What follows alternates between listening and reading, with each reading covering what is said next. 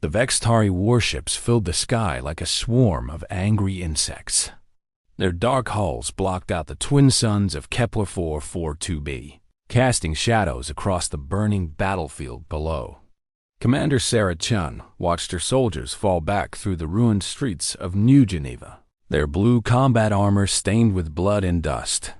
They had been fighting for 3 days without rest.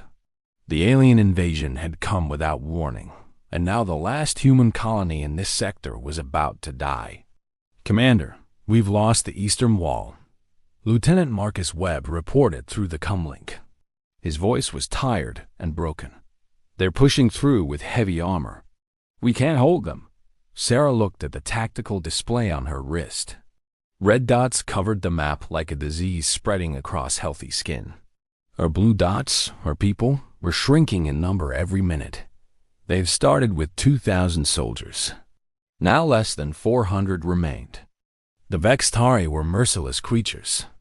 They stood 8 feet tall, with gray-scaled skin and forearms that ended in razor-sharp claws. Their eyes glowed red in the darkness, and they felt no pity for the humans they slaughtered. They had conquered 100 worlds across the galaxy. Earth's colonies were just the latest meal for their endless hunger. "All units, fall back to Rally Point Delta," Sarah commanded. Her voice was steady even though her heart was breaking.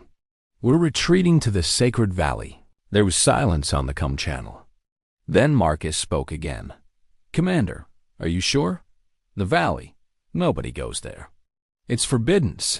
Sarah understood his fear. The Sacred Valley was a place that humans had discovered 50 years ago when they first colonized this world. It was a strange place, filled with ancient structures that nobody could explain. The original colonists had felt something there, a presence that welcomed them but warned them to treat the land with respect. Scientists had studied the valley for decades, but found nothing that could explain the feeling. Some said it was just superstition. Others believed something powerful lived in that place, something that watched over humanity from the shadows. But Sarah knew something the scientists did not. She knew what happened when the Vextari tried to enter sacred human places. She had seen it on 3 other worlds, and she had kept the secret close to her heart. "Move now," she ordered. That's a direct command. The Blue Warriors began their retreat. They moved through the burning city in organized groups, covering each other as they went. The Vextari chased them with terrible speed, their war cries echoing through the empty streets. Private James Foster carried a wounded soldier on his back while firing his plasma rifle with one hand. He was young, barely 20 years old, and this was his first real battle. He had watched his friends die today, and something inside him had changed forever. "Keep moving, Foster," Sergeant Helena Okonkwo shouted from beside him. She was a veteran of 12 campaigns, and her face showed no fear even as death surrounded them. "The valley is just 2 kilometers away." The Vextari commander, a massive creature named Krathsol, watched the humans retreat with amusement. He had crushed their defenses easily, just as he had crushed a dozen other human colonies. These soft pink creatures were weak and foolish. They built cities in open places and fought with primitive weapons. They were barely worth his attention. "They flee toward the mountains," his second-in-command reported. "Should we pursue?" Krathsol flexed his forearms and smiled, revealing rows of sharp teeth. "Let them run. There is nowhere they can hide. We will finish them before the next sunrise and claim this world for the Vextari Empire." He gave the order to advance, and his army moved forward like a tide of death. Sarah reached the valley entrance first. It was a narrow pass between 2 massive cliffs, carved with symbols that human linguists had never been able to translate. The symbols seemed to glow faintly in the dying light, pulsing like a heartbeat. She felt the familiar sensation wash over her as she crossed the threshold. It was like walking into a warm embrace, a feeling of safety and belonging that defied explanation. The fear and exhaustion melted away from her shoulders. She was home. The surviving Blue Warriors poured into the valley behind her. They spread out across the ancient stone platforms that covered the valley floor, taking defensive positions behind structures that had stood for thousands of years, maybe millions. Nobody knew how old this place truly was. Marcus stumbled through the entrance and stopped, his eyes wide with wonder. "I feel it," he whispered. "It's like someone is holding me, protecting me." Sarah nodded. "All humans feel it. This is our place. It has always been our place, even before we knew we would find it." The wounded were carried to the center of the valley where a great stone circle stood. Medics worked quickly to treat their injuries, and something miraculous began to happen. Wounds that should have taken weeks to heal started closing within minutes. Broken bones mended themselves. Soldiers who had been moments from death opened their eyes and sat up, confusion and joy mixing on their faces. "How is this possible?" A young medic asked, tears streaming down her cheeks as she watched a soldier's chest wound seal itself. "I don't know," Sarah answered honestly. "But it happens in every sacred place. The valley protects us. It heals us. And it will not let our enemies enter." Outside the valley, Krathsal and his army approached with confidence. They saw the narrow pass ahead and laughed at the humans' foolishness. Trapping themselves in a valley with only one exit? This would be the easiest slaughter of the entire campaign. "Forward," Krathsal commanded. "Kill them all and burn whatever structures you find. I want nothing left standing." His soldiers rushed toward the entrance. The fastest warriors reached the threshold and tried to push through. They could not enter. An invisible wall blocked their path, solid and immovable. The first warrior slammed into it at full speed and bounced backward, crashing into his comrades behind him. Others tried to push through, clawing at the air with their razor-sharp hands, but they could not advance even a single step. Krathsal watched with growing fury. He pushed through his troops and reached the threshold himself. He pressed his hands against the invisible barrier and felt something push back against him. It was not just a wall. It was a presence, vast and ancient and terrifying. And it hated him. The presence spoke directly into his mind. The words were not in any language he knew, but he understood them perfectly. "You cannot enter. This place belongs to them. They are protected. They are chosen. Leave now or face consequences beyond your understanding." Krathsal had conquered 100 worlds. He had slaughtered millions. He feared nothing in the galaxy, but he feared this voice. What trickery is this? He screamed at the humans inside the valley. "What weapon do you possess?" Sarah walked calmly to the entrance and stood just a few feet away from the alien commander. She could see the fear in his red eyes, and she felt no pity for him. "It's not a weapon," she said.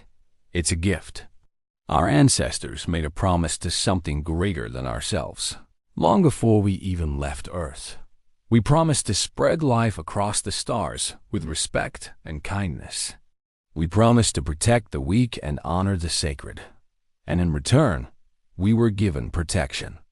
Places like this exist on every world where humans have walked with good hearts."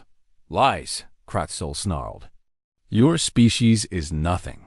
You are prey, not protectors." Sarah smiled sadly. "That's why you can never enter. That's why you will never understand. The universe doesn't reward those who take without giving. It doesn't bless those who destroy without creating.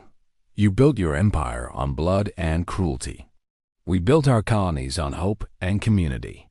The sacred places know the difference." Krathsal tried again and again to breach the barrier. He ordered his troops to use weapons against it, but plasma bolts and missiles passed harmlessly through as if the barrier only existed for living flesh. The ground around the entrance was scorched black, but the valley inside remained untouched. Days passed. The Vextari army camped outside the valley, unable to reach their prey. They tried digging under the barrier, but it extended into the ground as far as they could dig. They tried flying over it, but the barrier stretched up into the sky beyond the range of their ships. Inside the valley, the Blue Warriors recovered their strength. The healing power of the sacred ground worked its miracle on every wounded soldier. Food grew wild in the valley gardens, enough to feed an army 10 times their size. Fresh water flowed from springs that never ran dry. Sarah used the time to plan. She sent encrypted messages to the nearest human fleet, calling for reinforcement. She trained her soldiers and prepared them for the battle that would come. On the 7th day, human warships appeared in the sky. The Vextari fleet, weakened and demoralized from the strange siege, found themselves trapped between the valley they could not enter and an enemy fleet they could not defeat. Krasul watched his empire crumble around him. His soldiers had lost faith in his leadership. Some had deserted, fleeing into the wilderness rather than face whatever power protected the humans. Others whispered that the Vextari had angered the gods themselves. The human fleet demanded unconditional surrender. Krasul, his pride destroyed, had no choice but to accept. Sarah led her blue warriors out of the sacred valley as the sun rose on a new day. They marched past the defeated Vextari army with their heads held high. They had survived the unsurvivable. They had found shelter in the storm. Marcus walked beside her, still amazed by everything he had witnessed. "Do you really believe our ancestors made some kind of deal with the universe?" Sarah looked back at the glowing symbols on the valley entrance. For just a moment, she thought she saw something standing there, watching them leave. It was tall and beautiful and made of light, and it raised one hand in farewell. "I believe humanity has always been special," she said. "Not because we're the strongest or the smartest, but because we carry something inside us that the universe recognizes. Call it a soul. Call it love. Call it hope. Whatever it is, there are places in the cosmos that respond to it. Places that become sacred simply because humans believed they could be." She turned back to face the rising suns and led her soldiers toward the waiting ships. Behind them, the sacred valley stood silent and watchful, waiting for the next time humanity would need its protection. And across the galaxy, on 1,000 different worlds, other sacred places waited too. Human churches built with faithful hands. Memorial grounds where soldiers were buried with honor. Gardens planted by children who dreamed of a better tomorrow. The Vextari would spread the story of their defeat. Other empires would hear and wonder. And slowly, carefully, they would all learn the same lesson that Krasul had learned in the shadow of those ancient cliffs. Humans were not alone in the universe. They never had been. And whatever walked beside them, whatever answered their prayers and blessed their sacred spaces, it was something that no army could fight and no weapon could destroy. The Blue Warriors had retreated to sacred ground, and their enemies could not follow them there. It was a mystery that would puzzle alien scholars for generations. But Sarah Chun knew the truth in her heart. The universe loved humanity. And love, true love, was the most powerful force in existence.